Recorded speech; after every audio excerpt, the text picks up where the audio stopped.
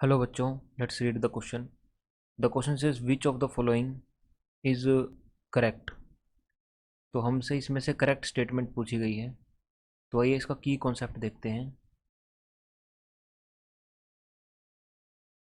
Okay, तो हमारे पास यहाँ पे स्टेटमेंट्स दी गई हैं एमिनो एसिड से रिलेटेड और आरएनए और डीएनए से रिलेटेड।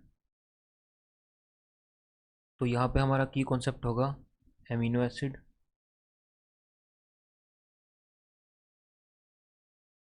और साथ में हमारे पास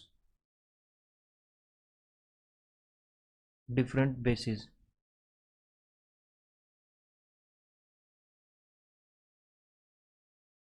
इन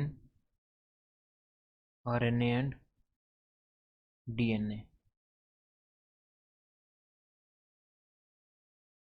तो सबसे पहले देखते हैं अमीनो एसिड क्या होता है। दीज इनको हम मोनोमर्स बोल सकते हैं, मोनोमर्स ऑफ प्रोटीन्स।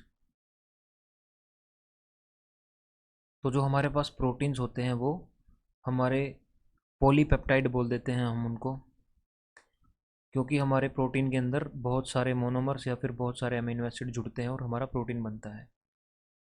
आइए देखते हैं हमारा अमीनो एसिड का स्ट्रक्चर क्या होता है। जो हमारा अमीनो एसिड का स्ट्रक्चर होता है वो कुछ इस तरह से होता है। कार्बन, हाइड्रोजन, यहाँ पे NH और यहाँ पे कार्बोनिल ग्रुप और यहाँ पे हमारा एक वेरिएबल R ग्रुप अटैच्ड होता है। और जब हमारे दो अमीनो एसिड जुड़ते हैं तो उससे हमारा एक पेप्टाइड बॉन्ड बनता है और जो हमें मॉलिक्यूल मिलता है कंबाइंड फॉर्म में उसको हम डाइपेप्टाइड बोल देते हैं। तो मान लेते हैं ये हमारा एक अमीनो एसिड है,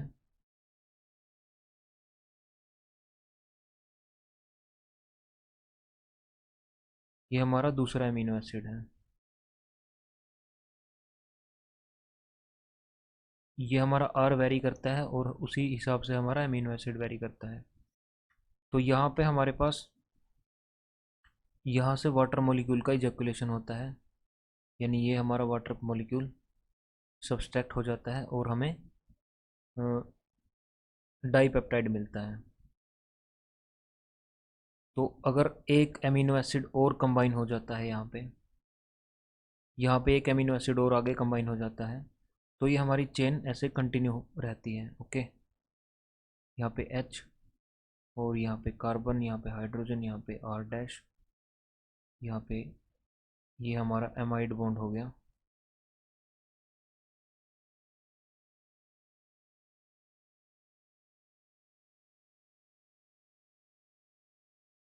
और ये वाली चेन भी हमारी कंटिन्यू होती है। जब ये हमारे बहुत सारे अमीनो एसिड्स कंबाइन करते हैं तो वहाँ पे हमारे पास प्रोटीन बन जाता है। ओके, तो पहला ऑप्शन देखते हैं, no enzyme can convert protein into amino acid. तो ये स्टेटमेंट हमारी सही हो जाएगी, क्योंकि जो हमारे एंजाइम्स होते हैं, एंजाइम हमारे प्रोटीन को पॉलीपेप्टाइड्स में तोड़ देते हैं। यानी अगर हमारे पास किसी प्रोटीन के अंदर 100 अमीनो एसिड हैं तो इसके ऊपर हमारा एंजाइम एक्ट करेगा। जैसे पेप्सिन है हमारे पास,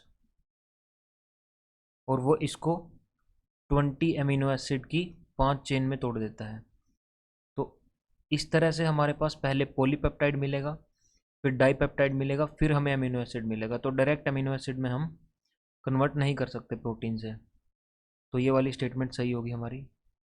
उसके बाद जो हमारे आरएनए और डीएनए होते हैं, आइए उनको सेकंड स्लाइड में देखते हैं। जो हमारे पास आरएनए होता है उसको बोलते हैं हम राइबोन्यूक्लिक एसिड,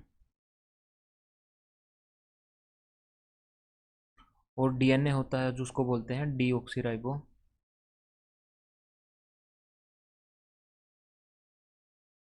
न्यूक्लिक एसिड।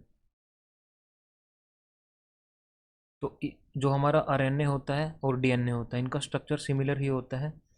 कुछ इस तरह से शुगर के साथ नाइट्रोजन कनेक्ट होता है और शुगर हमारा फॉस्फेट से कनेक्ट होता है, और ये हमारी एक चेन होती है, अगेन शुगर कनेक्ट होगा, यहाँ पे नाइट्रोजन बेस होगा, यहाँ पे शुगर फॉस्फेट होगा, और दूसरी तरफ से हमारी दूसरी चेन होती है, यानी फॉस्फेट, यहाँ पे शुगर, और यहाँ पे नाइट्रोजनस बेस, अगेन यहाँ पे फॉस्फेट, फिर यहाँ पे शुगर, यहाँ पे नाइट्रोजनस बेस। इनके बीच में डबल या ट्रिपल बॉन्ड एग्जिस्ट कर सकते हैं।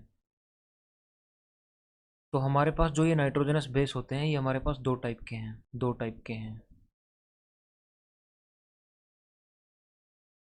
एक हमारे पास प्यूरिन्स हैं और दूसरा हमारे पास पिरामिडीन्स हैं। जो हमारे पास प्यूरिन्स हैं वो हमारे पास AG यानी कि एडेनिन और गुआनिन, और जो पिरामिडीन्स हैं वो हमारे पास UTC यानी यूरासिल, थाइमिन एंड साइटोसिन। तो हमारे पास जो यूरासिल होता है, जो हमारे पास AG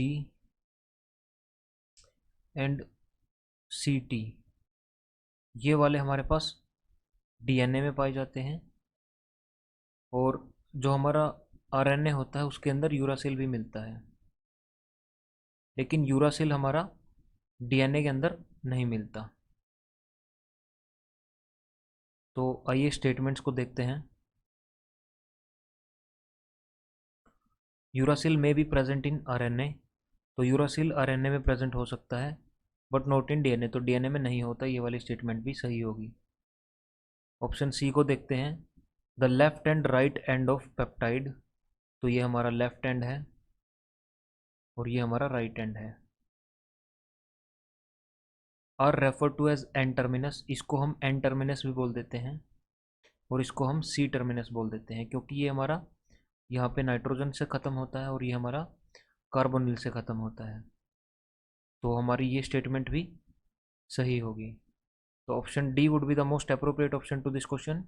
hope you understand it well. Best of luck.